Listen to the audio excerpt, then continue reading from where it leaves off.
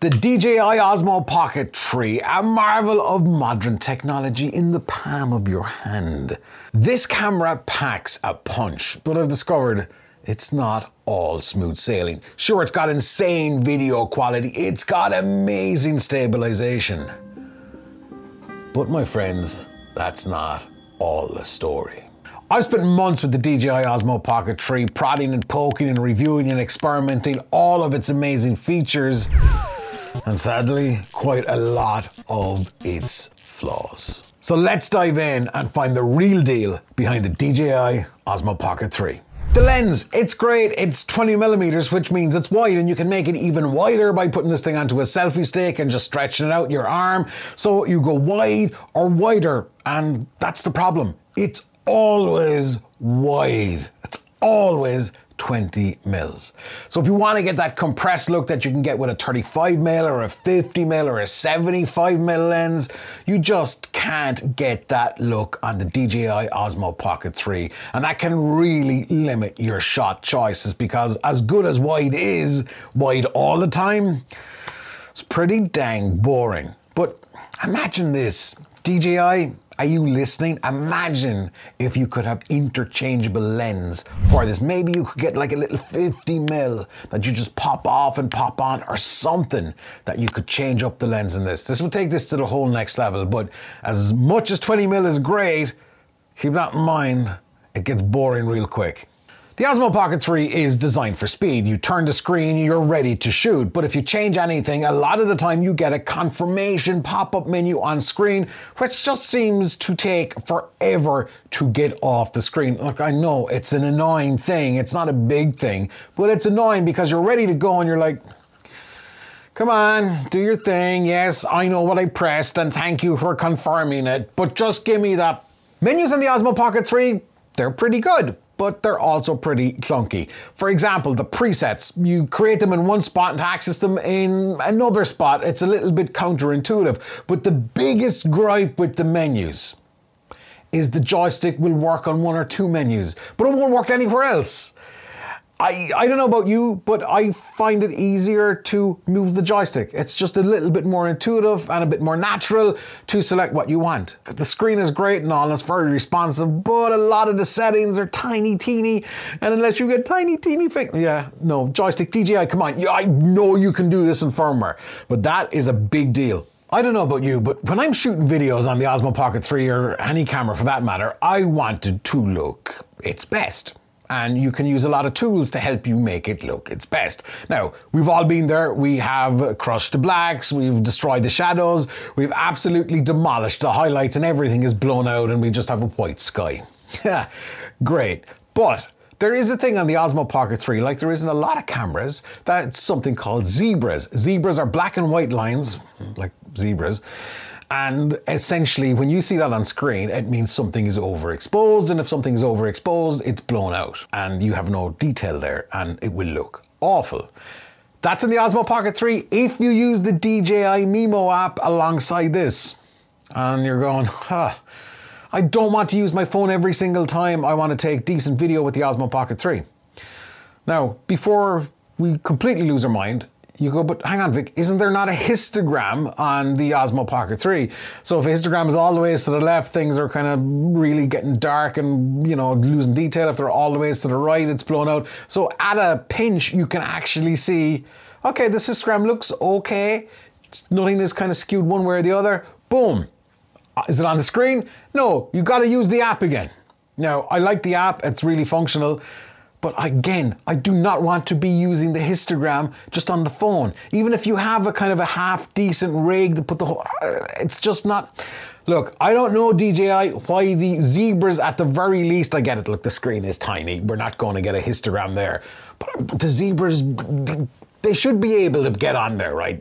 Zebras, it's just flashing black and white lines. Is that a problem? Is there not enough oomph here? Or DJI, can you do it via firmware? That would be amazing. It would help us all so much, because not everybody wants to use the phone every time they want to shoot damn good video. I'm not sure how they're going to fix this, but oh man, I actually, all for the camera, I came this close to dropping at that time. That would not be good. But that's the thing. This thing is delicate. This thing is delicate. So, screen. Right now I've got a screen protector on it, so if this kind of falls and hits something, the screen protector might kind of save the screen from being smashed. But depending on how it falls, the screen might just fall off completely. Same for the actual lens. You can get a little lens protector, but I refuse to put it on because I don't want any weird color casts or shifts or anything like that to degrade the image quality on that. I just don't want it. And I don't want to risk it. And the gimbal. This part, okay? As I have had the original Osmo Pocket, I know from dropping it one too many times that the gimbal gave up the ghost eventually, and that was it. This thing is delicate. I don't know, is there like a big case that you can actually buy for it? Is there somebody developing that makes this thing not that delicate? Because if this thing falls and you're out and about, and for a lot of folks, you are going to be out and about with this. If this falls, you are in serious trouble. This just fall, like go from here to here. But 2 days ago, I absolutely freaked out because I was like, okay, it's bust. So it's really delicate. And I would prefer something slightly bigger and bulkier that was a bit more protected. Like GoPros and other action cameras. This isn't an action camera, but those things are built like tanks. This is just, I just leave it there. Photo mode on the DJI Osmo Pocket 3, it's 9 megapixels. Look, we're not printing out billboards and it's pretty okay. But here's the thing, and this really is a huge problem, even if you're doing like time lapses and motion lapses and all that kind of jazz, because the exposure will go down to 1 second and that's it. Now, I know if you're just new to it, you're like, what is he talking about? So if you want those kind of light streaks and streels and those long exposure things, you need to get to maybe 2 or 3 seconds. 1 second is okay, and if you're taking a photo of something in a long exposure, if that thing is moving really fast, 1 second is probably okay. But you probably really do need 3 to 4, 5 seconds. DJI, can you look firmer the out of this? Is there something about the processor in this that we don't know? Is it underpowered? Because we can't get zebras, we can't get more than 1 second of a long exposure. I'm just shooting the breeze here, DJI. This one is my absolute pet peeve when it comes to the DJI Osmo Pocket 3. Like some of you, not all of you, I bite my nails. Unless you have long nails, you cannot get the SD card out of this thing without some tool. For me, if I shoot anything on the Osmo Pocket 3, I bring it back, I'm like, okay, where's my pry tool? So I'm going to the drawer, which is chaos, and I have this little pry tool. I'm not really sure what it came with. It's a tiny thing. And I'm here and I'm just getting that in and out.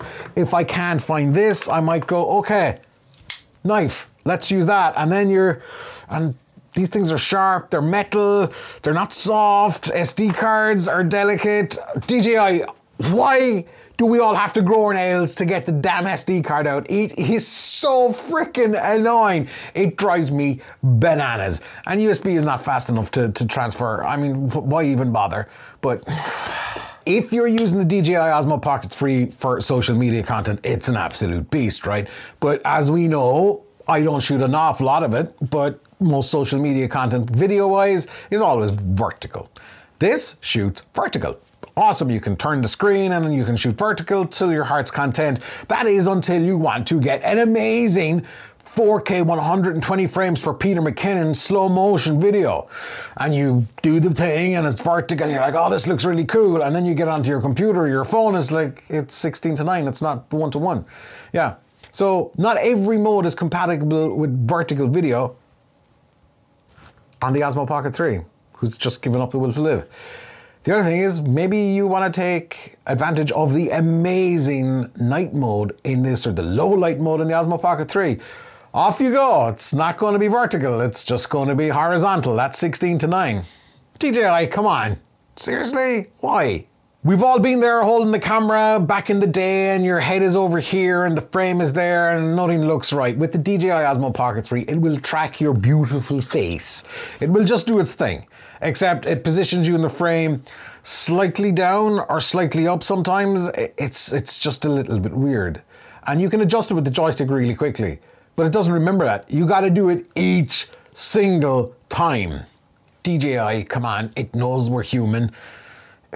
Can you just like get the framing right? And before anybody's like, oh, why don't you use the dynamic framing? I don't want to use dynamic framing because it's just a little bit clunky, as you have probably discovered. But go off before you write your comment and try it. Yeah, Big problem with the Osmo Pocket 3 is the actual gimbal. It doesn't go 360. It goes most of the way, not all of the way, on one side, and then it'll go a little bit on the other. So it's not full 360 degrees. I'm not sure why that is. Is it a technical thing? Is it I'm not an engineer for Osmo Pocket 3, so I don't really know. But keep that in mind. Now, some of you are going, that's not such a big deal, Vic. It is actually, because if this is tracking your beautiful face or your body or tracking something, it's only going to go so far and then you're off the screen and you don't realize it until you get your footage and you're like, so that's not something they can fix via firmware. Maybe Osmo Pocket 3S, Osmo Pocket 4. Yeah, it would be nice for it to go a full 360. Look, it's not the end of the world, but you got to be aware of it before you get that orange little gimbal in points reached or whatever it says. But chances are, if it's filming you don't find that out until you finish shooting your video. And that's a whole heap of fun, kids. Cameras like this, which are designed to fit into your hand, we've all been kind of there with GoPros and the Insta line. They're all amazing cameras, as is this. But most of those cameras are waterproof, they're weather sealed, and they're built like tanks.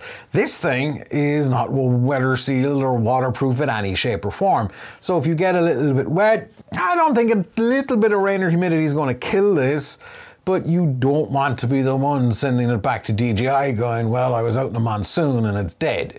This one, looking at some of the comments on the channel, this is a problem for folks, and sometimes it's a problem for folks who don't have the Osmo Pocket 3 or other devices that have this similar problem, but they just like to moan about it. And it's the battery. The battery that's in this, you cannot take it out. So you can't take a bunch of batteries like you would with a GoPro or any other camera. You just can't. You're stuck with the one that's in it. If it dies, that's the end of the Osmo Pocket 3, my friends. It's got to go back to DJI or whatever. So that can be a big problem for a lot of folks. You charge it, you plug it in, that's it. You can't charge a bunch of batteries. Ain't happening. Now, I have never had an issue with something like the original Osmo Pocket. It just charged and it just worked. Some folks like to complain, right?